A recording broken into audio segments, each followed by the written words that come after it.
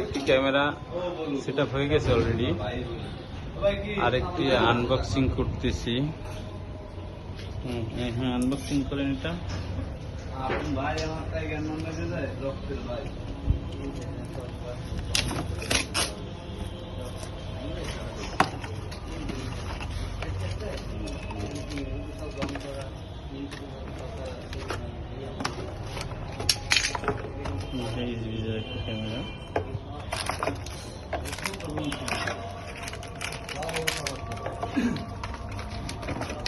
Camera একটু দেখাই।